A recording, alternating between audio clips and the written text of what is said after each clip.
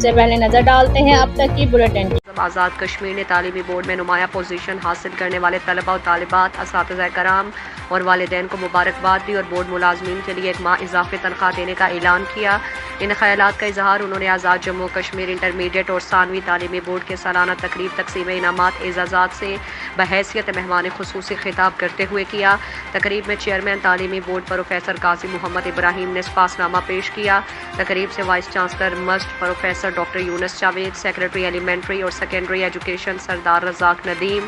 Secretary تعلیمی board Sajid Aziz Noor, Mirza Khalil نے بھی خطاب کیا، جبکہ اس موقع پر commissioner Chaudhry Muhammad Raqib Khan, D I G police doctor Khalid Mahmood Chauhan, D G M D H A Chaudhry Muhammad Mansha Naqshbandi, سابق جج Chaudhry Muhammad Mushtaq, deputy commissioner Chaudhry Amjad Iqbal, S S P Kamran Ali, controller امتحانات colleges professor Atiq ur-Rehman, divisional director colleges professor Nazir Hussain, صدر پی ٹی آئی چودھری محمد صدیق، سابق چیئرمین پروفیسر ظہیر چودھری، سابق سیکریٹری بورڈ چودھری محمد تاج کے علاوہ ماہرین تعلیم، پبلک اور پرائیویٹ اسکول اینڈ کالجز کے سربراہان، اساتذہ کرام، نمایاں پوزیشن حاصل کرنے والے طلباء و طالبات اور ان کے والدین اور دیگر ماکتاب فکر سے تعلق رکھنے والے افراد نے شرکت کی۔